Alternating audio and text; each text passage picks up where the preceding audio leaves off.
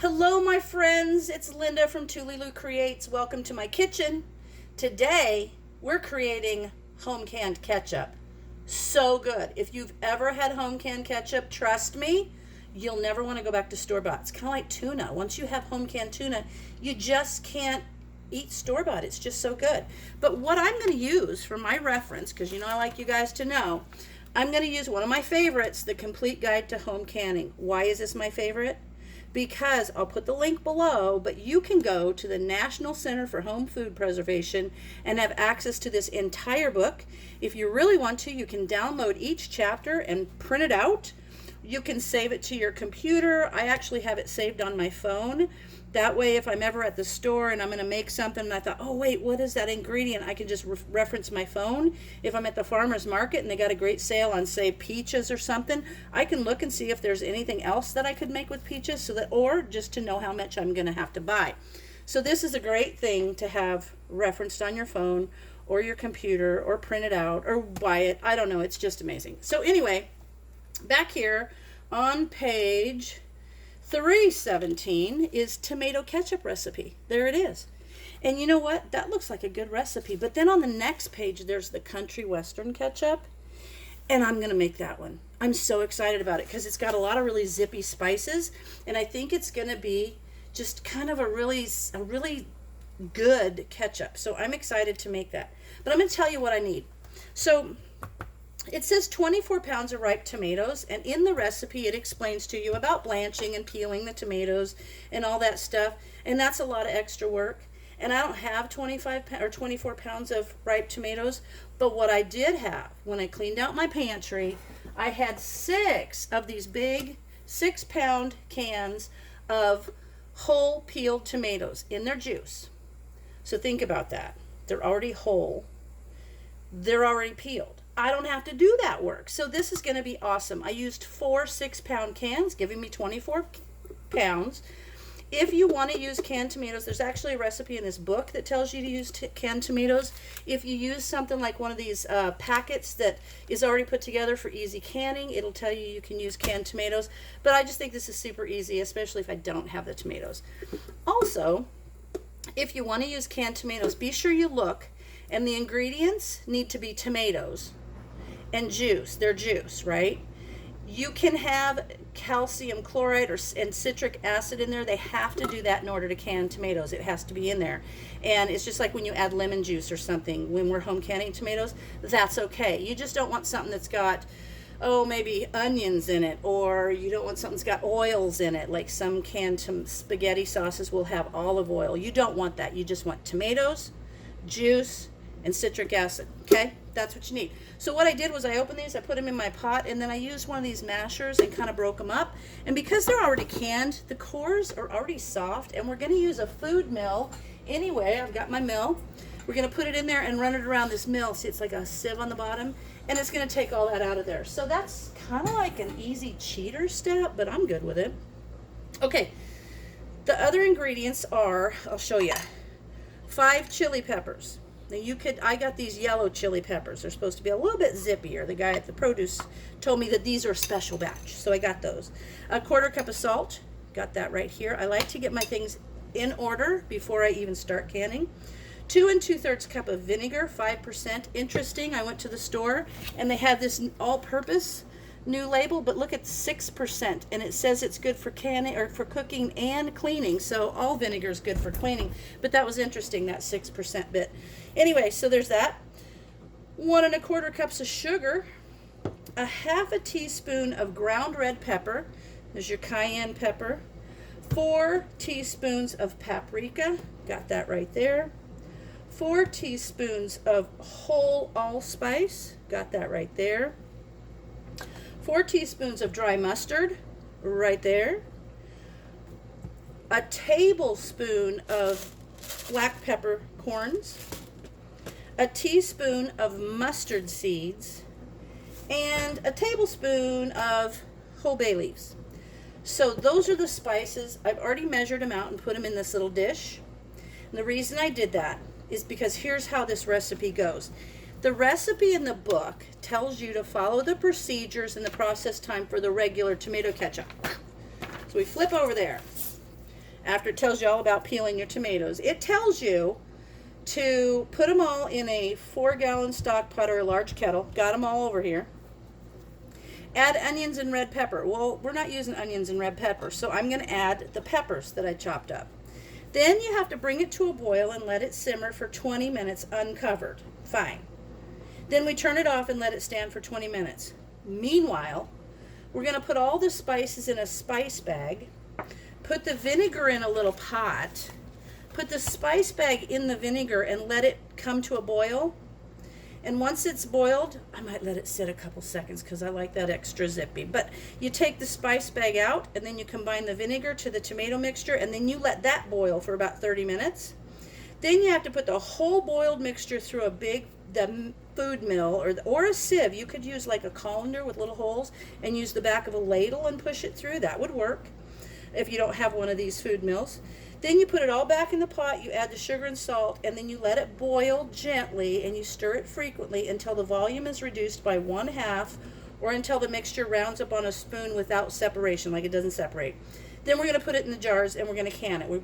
We put it in a boiling water canner, and for my altitude, because I'm at 317 feet, for 0 to 1,000 feet, we're going to boil it in our boil water canner for 15 minutes. If you're 1,001 to 6,000 feet, it would be 20 minutes, and above 6,000 feet would be 25 minutes, and that is conveniently right there in this book, close to your recipe. So awesome. So that's what we're going to do. Oh, and FYI, for a spice bag, you can take a little piece of like cheesecloth and put this all up there, put a little twisty on it and let it put in there. But I also have these little muslin bags. The reason I have these is I actually have these for loose teas. So if I want to make my own tea blends, I buy all the herbs them individually. I get them, and then I'll make my own blends.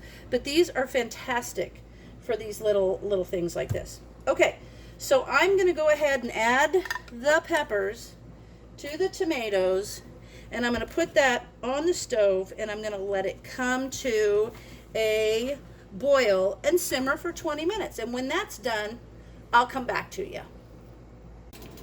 Okay, guys, so there is my big pot of tomatoes with the little peppers. See, the peppers are in there. And I'm going to bring that to a boil. It's still cold. It hasn't got warm yet. But I'm going to bring it to a boil and let it boil, simmer gently for 20 minutes, like the instructions said. But I want to show you, I already have the vinegar in a little pot. So I like to kind of gather up my stuff and get everything organized as I go. So this is ready to go. But I wanted to show you a trick.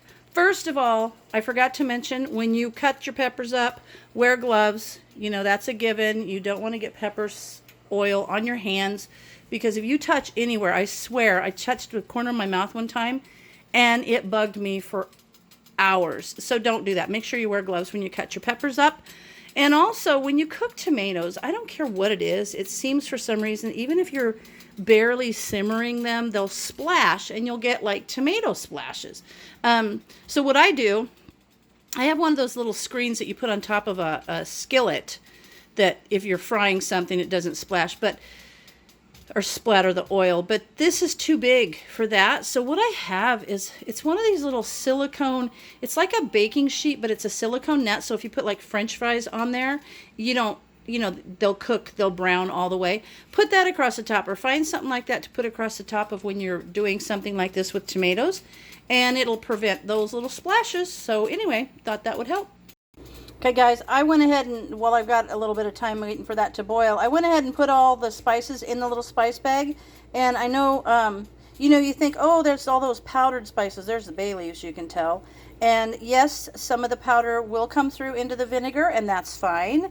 But this will hold them together. These little muslin bags will hold them together. You can see there's the ground mustard.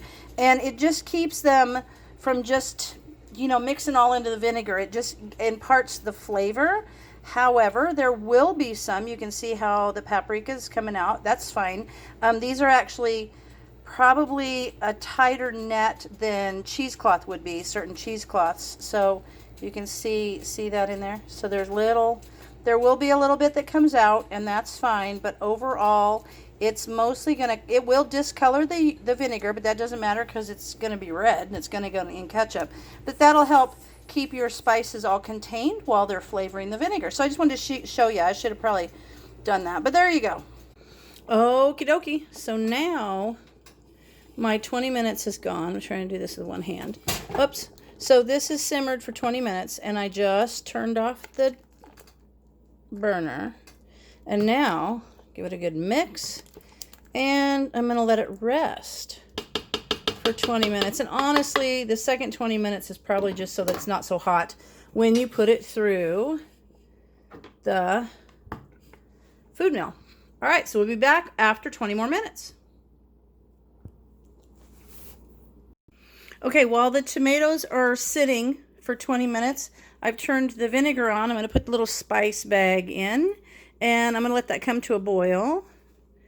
Get it all good. I'm going to get all those spices wet in there. You can already see color coming out. That's fine. So I'm going to let that come to a boil, and then I'll turn it off, and I'll bring you back when that happens.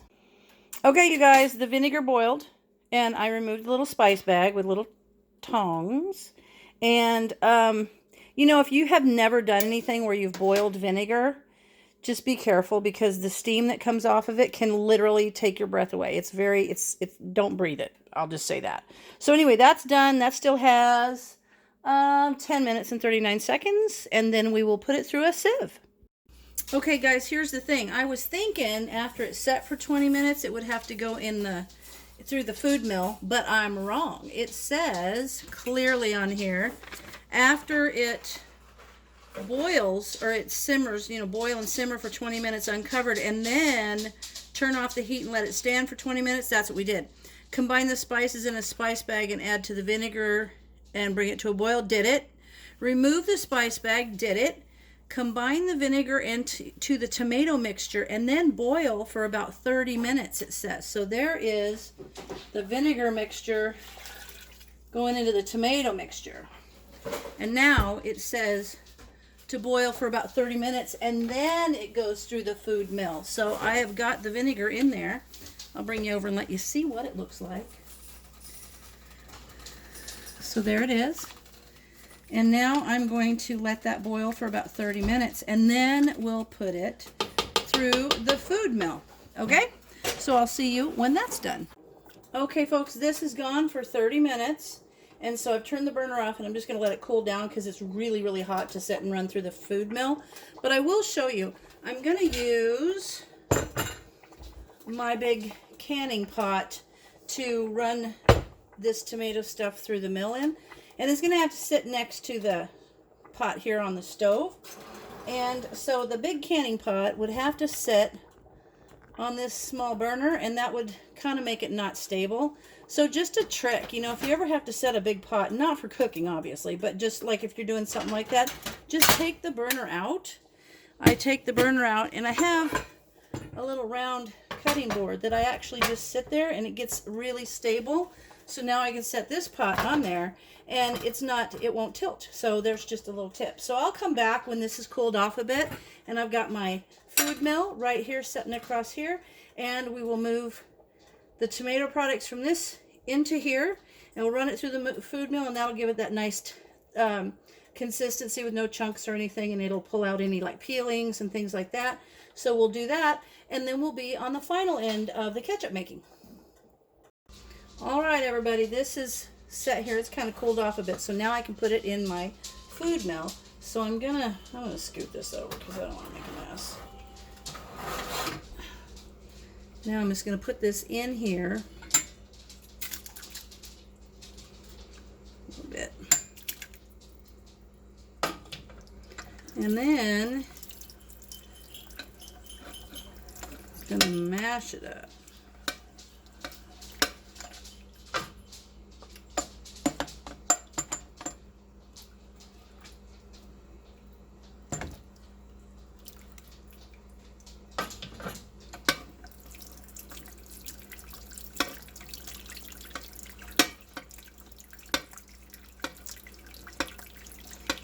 Going to give it a nice even consistency, and it's going to get any peels and things out that might be in there. So we're going to do this for this entire pot, and then I will have it in this pot, and I will put it back on the burner. And what it says is after we do this, We return to the pot, then we're going to add the sugar and salt and then boil gently, stirring frequently until the volume is reduced by 1/2 or until the mixture rounds up on a spoon. So I will come back to you when I am done putting this pot through the sieve. Okay, you guys, I'm going to show you about putting things into this food mill. So I'm going to take the tomato mixture and I'm going to put it in there. You can see all the chunks. You can see some peppers in there. And what this is going to do is basically it's going to force the liquid out and separate things like those peels and any seeds there might be. And, you know, little bits of core and little fibers, things like that. So what comes out is liquid. It's just going to be liquid, but that's what's going to cook down to the ketchup. And you can see how this kind of gets to where it's just smashed everything out of these fibers. I go around backwards and kind of give it a good mix up every once in a while, but it kind of smashes all the liquid that there is out of all these little bits of tomato. So let me get this down there.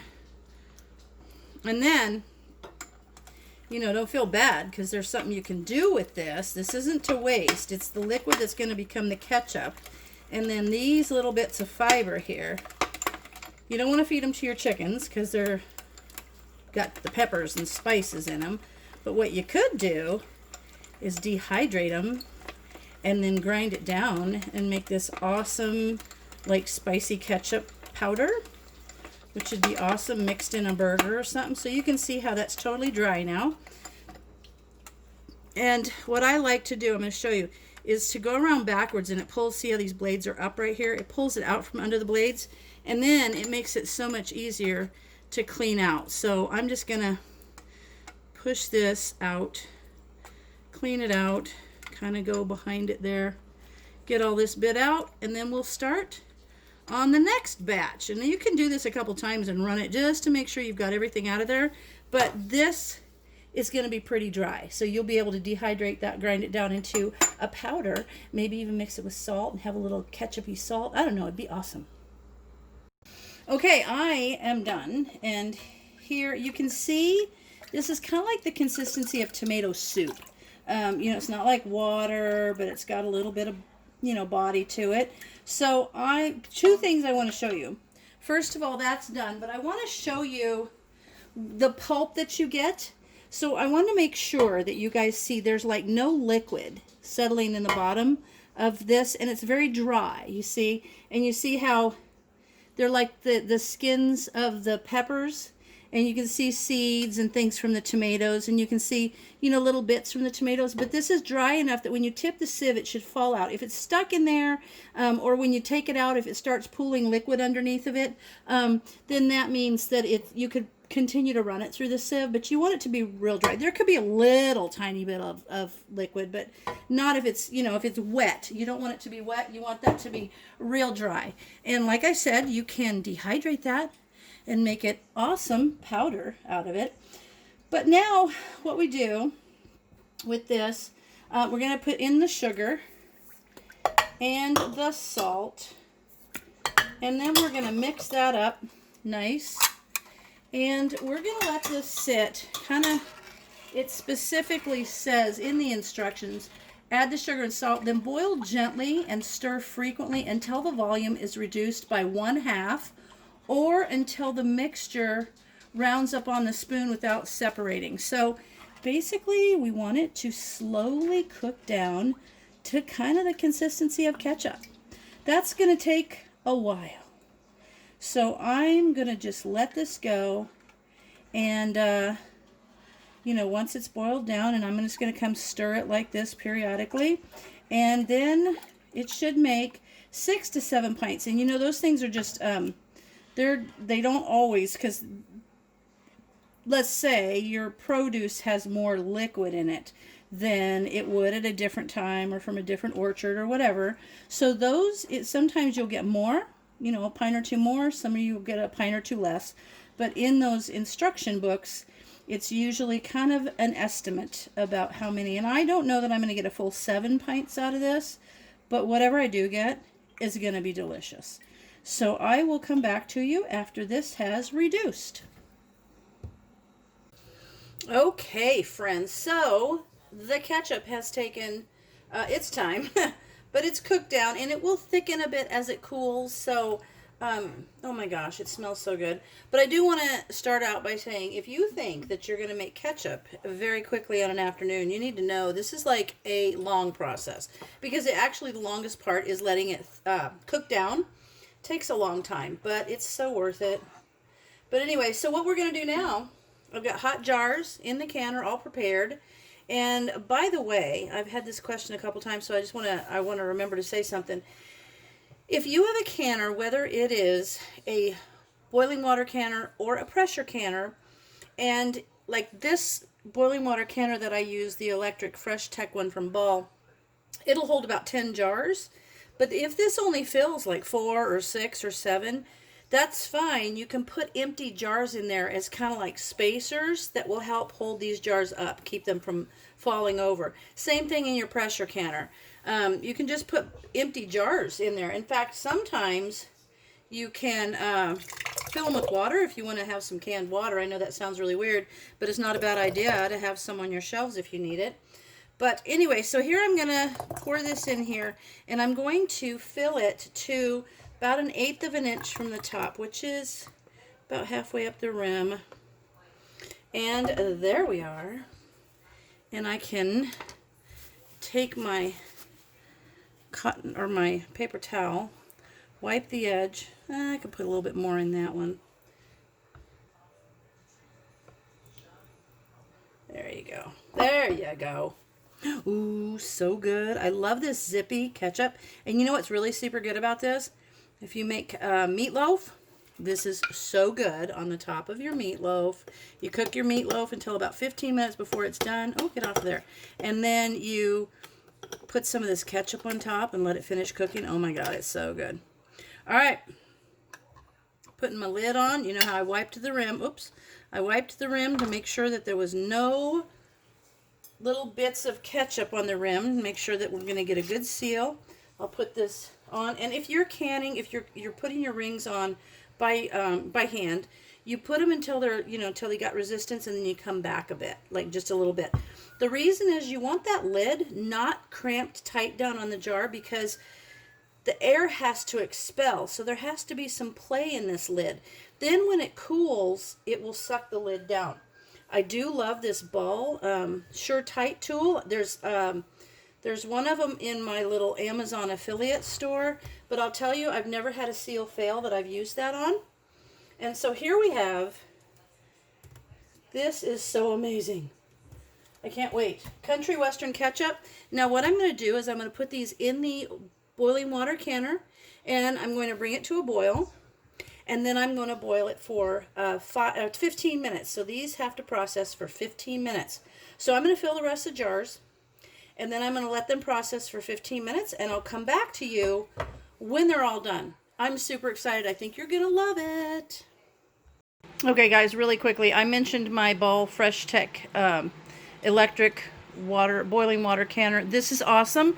I haven't talked about it in a long time, so I'm going to really quick.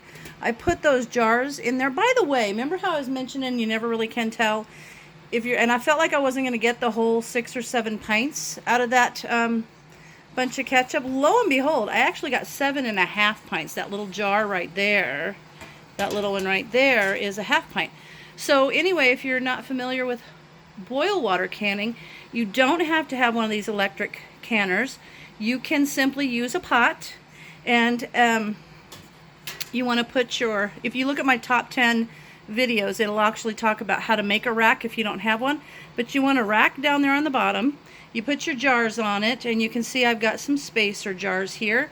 And then this, you have to make sure that the jars are covered by at least 2 inches of water, at least 1 inch or 2 of water, so that you can make sure that they're completely submerged. And then as it boils, you can see it starting to boil there. The air will come out of the jars, and they will seal. This actually has this cool thing. It's called a diffuser, and it keeps the bubbles from like coming out underneath the lid, out the side, which is a thing that will happen with, you know, canners that are on your stove. But anyway, I just want to take a second and show you my Ball Fresh Tech boiling water canner, which is awesome. I've had this since they first came out, and I use it every single time. The cool part about this is it doesn't take up space on your stove, and you can drain it right into the sink. Don't look at my dishes, that's from canning. You can drain it right into the sink, and it's super convenient. And actually, this black piece on the bottom, this pot sets on it. It's 2 pieces, and this conveniently goes inside, so it kind of makes it a smaller thing to store.